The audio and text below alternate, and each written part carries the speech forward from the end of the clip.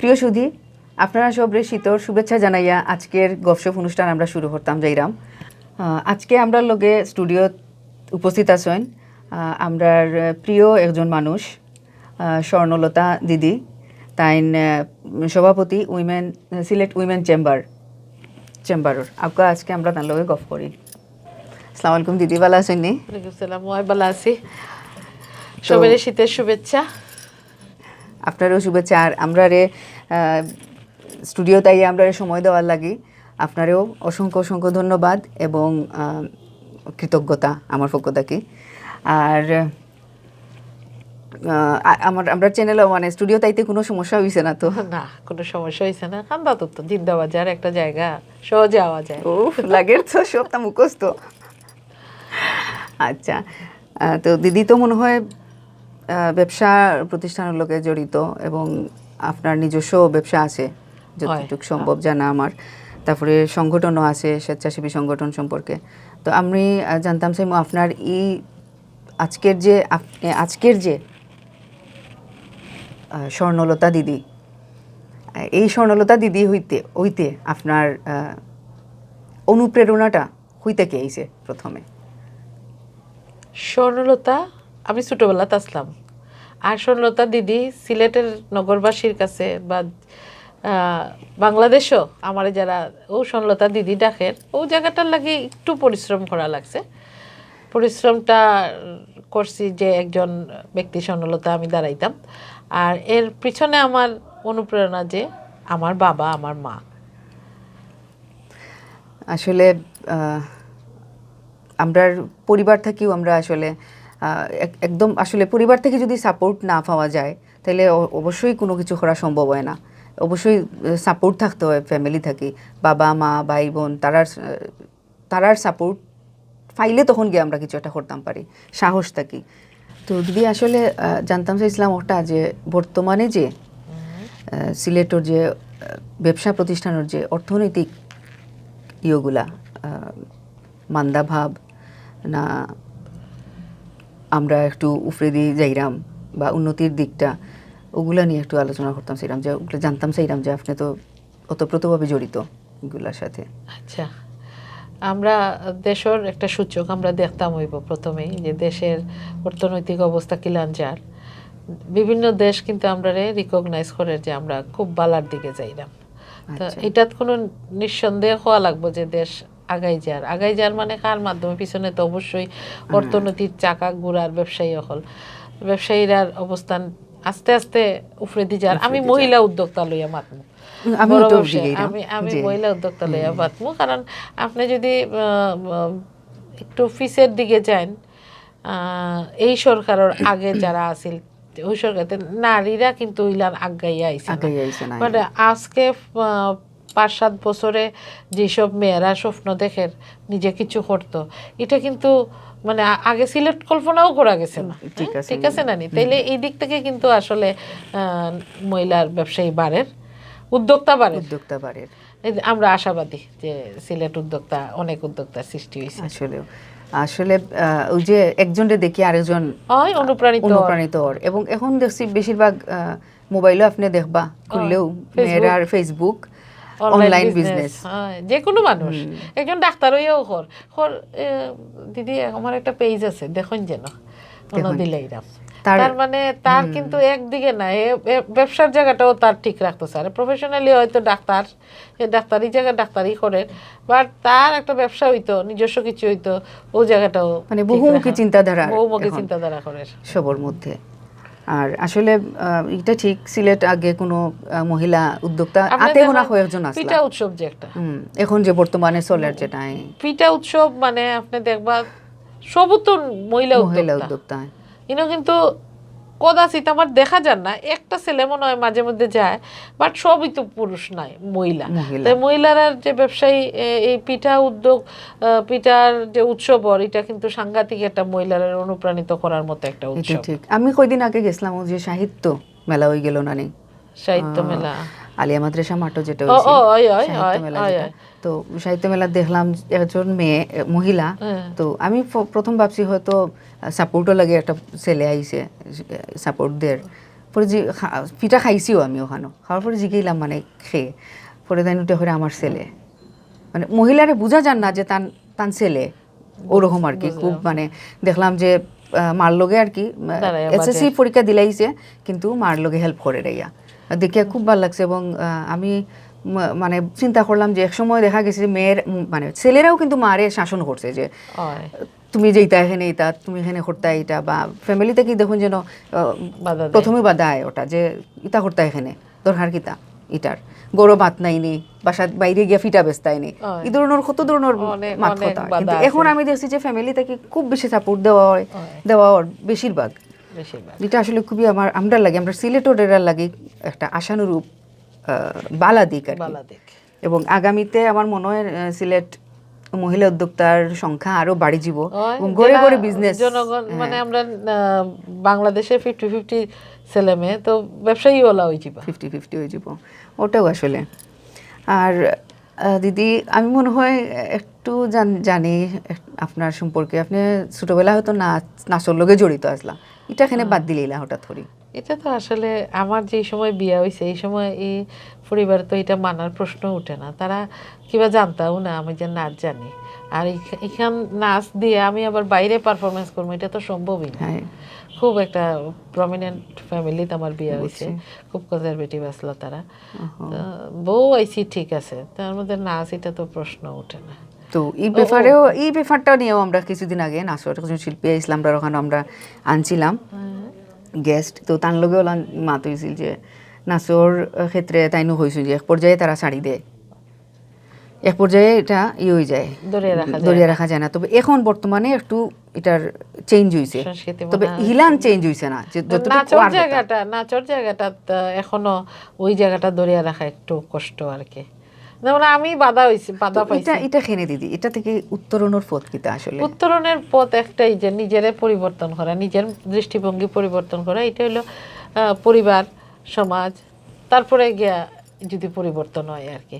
তবে ডাকাত কিতা নাচেন নানি নাচেন, সিলেট এখনো এই জায়গাটা একটা মেয়ে যখন বড়ই যায় নাচও গেলে মানুষ না থাকে এই পরিবার এই মেয়েটা দরকার কিতা নাচও না গেলে কিতা ওরকম আর কি, যে এই দৃষ্টিভঙ্গিটা অন্যভাবে নেই। আমি আমার নিজেও চিন্তা করছি যে আমার যখন পারছি না, আমার এত কেলিবার থাকা সত্ত্বেও আমি ছাড়ি দিছিলাম, আমার মেয়েটারে কিন্তু আমি এই জায়গা দিছি না, তাই সব তার করতো, তাই আবৃত্তি করতো, অভিনয় করতো, ছবি আঁকতো, গান হইতো, কিন্তু তারে আমি নাচ দিছি না। আমি জানি যে একটা সময় আইয়া ছাড়ি দেওয়া লাগবো হয়তো, ওটার লাগে আমি তাইরে এই জায়গা আনছি। কিন্তু এটা আমার মনে হয় আপনার চাই না যে আমরা নাচের দিকটা আর একটু অবশ্যই। আর এখন যে সিলেটের সংস্কৃতি অঙ্গনে আমরা যারা আছে এখন যারা নৃত্য প্রশিক্ষক আছে তারা কিন্তু দেশ না দেশের বাইরেও সুনাম কুড়ার। তো সিলেট একটা আশাবাদী এলাকা এবং সিলেট সংস্কৃতির দিকে আগাইয়েও যার। আমরা জানতাম যে সিলেটের বাইরে আপনার সুনামগঞ্জ সংস্কৃতির দিক দিয়ে তারা খুব অ্যাডভান্স আছে।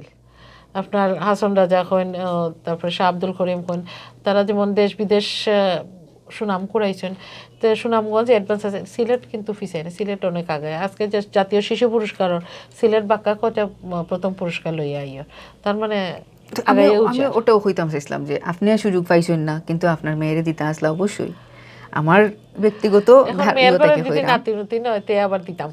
ফ্যামিলি থেকে যে হইলাম না একটু আগে, ফ্যামিলি থেকে সাপোর্ট যদি পায় তখনও কিন্তু কিছু করারইও থাকে, উদ্যমতা বাড়ে আর কি।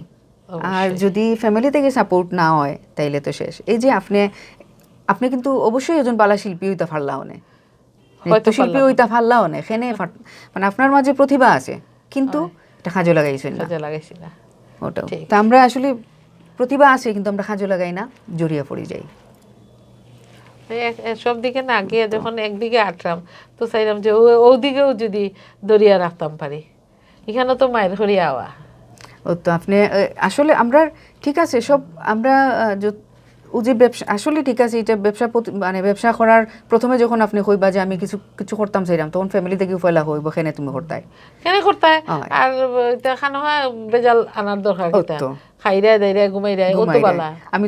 আমি তো করলাম, আমার তো আছেও আর কিতা করতাই, কিন্তু এটা মেন্টালি আসলে এটা দেওয়া উচিত যে আমি এখানে আমার এই ব্রেনটার আমি এখানে বেকার ফালাইয়া রাখতাম, মানে অলস মস্তিষ্ক যে খোতায় আছে না শয়তানোর আড্ডা খানা, এটা খোতায় আমরা করি বাচ্চারা আর অলস মস্তিষ্কে থাকে না, তারা আস্তা দিন মোবাইল থাকে এবং জানার চেষ্টা করে, গুগলও ইয়ে করে তারা সব সময়, বউ মেয়ে সব, এটা ঠিক। কিন্তু ও যে একটা ধারণা যে কিতা করতায় এখানে করতায়, আসলে এটা খাজো লাগানি উচিত, ব্রেনকে খাজো লাগানি। এবং আমরা তো অশিক্ষিত নাই, অতটুক পড়াশোনা করার পর এখানে আমরা এমনি বই থাকতাম, এটারে খাজো লাগাই ওটাও। আচ্ছা দিদি, বর্তমান পরিস্থিতি সম্পর্কে একটু কইবানি, যে সামাজিক যে পরিস্থিতি দেখোকা খুন রাহাজানি ও আপনার ধর্ষণ নিয়া দেখুন কত ধরনের চলে খুন রাহাজানি। আসলে এটা আমরা যদি দেশের দিক চিন্তা করি, বিবেচনা করি, তাইলে শুধু আমরার দেশ নয়, সব দেশেও, বিশ্বের উন্নত দেশগুলিতে হ্যাঁ। তবে আমরা খারাপ কোন জায়গাতে এটা বিবেচনা আনতাম না। আমি যেটা মনে করি আর কি, যে বালা কোন জায়গাতে ওই জায়গাটাতে আমরা চ্যালেঞ্জে যাই, বা খারাপ কোন জায়গাতে এটা আমার দেখার লাভ নাই। আমরা সামাজিক প্রেক্ষাপটে দর্শনটা একটু আসলে বেশিও শোনা যায়, পত্রিকা করলেও দেখা যায়। মানে যে এটার লাগে সামাজিক প্রতিবন্ধকতা যদি আগে আমরা তৈরি করিলাই, তাইলে গিয়া আমরা এটার থেকে রেহাই পাইমু। কারণ আইন আদালত তো পড়ে আইব, নিজেরা চেঞ্জ করতাম, তাইলে গিয়ে আমরা সমাজের সব দুর্নীতি দূর করবা। সরকারের চেষ্টা করে সব জায়গা থেকে দুর্নীতি দূর করতো। আমি যদি চিন্তা করি যে না, ওই আজকেও বক্তৃতা দিয়া গিয়া খাইল কইব যে না রে, আমি দেখিলে একটু তো পাইমো, তো সমস্যা নাই, তো দুর্নীতি একটা করে নিলাম, তাইলে তো বদল হইল না। ওটাও কইরাম আর কি, যে সামাজিক চিন্তা ভাবনা পরিবর্তন, সামাজিক উন্নতি তখনই হইব যখন নিজেরে আমি বদলাইলিম। ঠিক আছে। আর এখন যে আমি ওটার প্রেক্ষাপটেও হইলাম যে এখন বর্তমানে যে ধর্ষণের ব্যাপারে যে চূড়ান্ত যে নেওয়া হয়েছে, ফাঁসি দেওয়া, যেটা যে ধর্ষণ কারীরে ফাঁসি দেওয়াও, এটার আপনি কি পক্ষে না চূড়ান্ত যে শাস্তি? চূড়ান্ত শাস্তিটা দেখো কা, আমরা যেমন আগে আপনি শুনছেন না, শক্তের বক্ত নরমের জম। সরকার কিন্তু অতদিন চিন্তা করছে যে আস্তে ধীরে আইন করিয়া তারা শিক্ষা, তার বাদেও যখন অন্যাতে তো শক্ত হাতে এটা দমন করা লাগবে। অবশ্যই আপনি এটার পক্ষে, তো আমি ওটাও কইরাম যে শক্ত হাতে দমন করতে গেলে যেই নীতিতে গিয়া শক্ত হাতে দমন করা যাব, ওই নীতির পক্ষে আমি আছি। অবশ্যই আমরাও পক্ষে, এবং পক্ষে থাকবো সব সময়। তো দিদি, আজকে আমরা স্টুডিওতে আইসেন আপনি, আমরা খুব খুশি হয়েছি। এবং আমরা স্টুডিওত আইসন উপলক্ষে দুইটা লাইন, যে কোনো গানের 2 লাইন এটা কি মানে আমরা দর্শকের উদ্দেশ্যে বাথরুমও যেটা গাই মাঝে মধ্যে। আমি কিন্তু জানি যে, আমি কিন্তু দেখি যে আপনি গান গান, তাহলে আমারে আপনি সাহায্য করবা। আমি যদি দর্শকের উদ্দেশ্যে বেসুরা একটা শুনাইলাই, তো দর্শকে কইব যে দিদি কি তা গান শুনাই। অবশ্যই আমি হেল্প করব, আমারে হেল্প করবা। তো এই মুহূর্তে আমার যেটা মনে পড়ে, আমি একটু রবীন্দ্র প্রেমী, রবীন্দ্রসঙ্গীত শুনতে ভালোবাসি। খুব সুন্দর। তো মনে হয় আমার এখন একটা গান আমার খুব প্রিয়, আমার হিয়ার মাঝে লুকিয়েছে। আমি চেষ্টা করব, তা আপনি আমারে দরিয়া দিবা। আচ্ছা, শুরু করেন। আমার হিয়ার মাঝে লুকিয়েছিলে, দেখতে আমি পাইনি তোমায়, দেখতে আমি পাইনি, আমার হিয়ার মাঝে লুকিয়েছিলে। ধন্যবাদ দিদি, আসলে আপনারও ধন্যবাদ। আর যারা আজকে আমরা রবীন্দ্র প্রেমী তো সবু, আসলে রবীন্দ্রনাথের কোনো তুলনা হইতে পারে না। তো মানে তাই অত সুন্দর সুন্দর গান লিখিয়া গেছেন আর কি, এটা মানে প্রশংসা শেষ করা যেত না। ওটাও আমরা কৃতজ্ঞ, একজন বাঙালি হিসেবে আমরা রবীন্দ্রনাথের পাইছিলাম। আসলে আমরা ভাগ্যবতী, বুঝছেন যে আমরা পাইছি তান, এবং তার গানের চর্চা করিয়া যাইতাম ফাররাম ওটাও। তো আজকে আমরা স্টুডিওতে আইসেন আপনি, এবং আমরারে সময় দিছেন, আপনার মূল্যবান সময় নষ্ট করিয়া আইসেন, এর লাগে আপনার প্রতি আমরা কৃতজ্ঞ, এবং সবসময় শুভকামনা থাকলো। আর দর্শকের উদ্দেশ্যে আপনি কিছু একটা হোকা। আমি আসলে দর্শকরা ওটাও কইরাম যে আমারে আমন্ত্রণ জানানির লাগে বাংলা বিউরে অনেক অসংখ্য ধন্যবাদ। আর বাংলা বিউ যারা এই অনুষ্ঠান দেখরা সিলেট সহ সিলেটের বাইরে থাকি যারা দেখরা তারারে অসংখ্য অসংখ্য ধন্যবাদ। আমি চেষ্টা করছি আমার কিছু কথা আপনারা শুনানির, ভুল ত্রুটি থাকলে মাফ করবা। আর আগামীত আমি অনেক উদ্যোক্তা সিলেট দেখতাম, ওটা হইলে আমার আশা আকাঙ্ক্ষা সব কিছু। তো ধন্যবাদ শুধু দর্শক, আপনারা অত সময় আমরা লগে আসলা এবং আমরা এই অনুষ্ঠানটা দেখছেন। আর আপনার অনুরোধেও কিন্তু আমরা চেষ্টা করি নতুন নতুন মুখ আনতাম এবং নতুন নতুনভাবে আমরা আপনারারে আনন্দ দিতাম। আর আবারও নতুন কোনো মুখ নিয়ে আইমু আগামী পর্বত। সেই পর্যন্ত আপনারা বালা থাকুকা, সুস্থ থাকুকা, সবরে অসংখ্য ধন্যবাদ।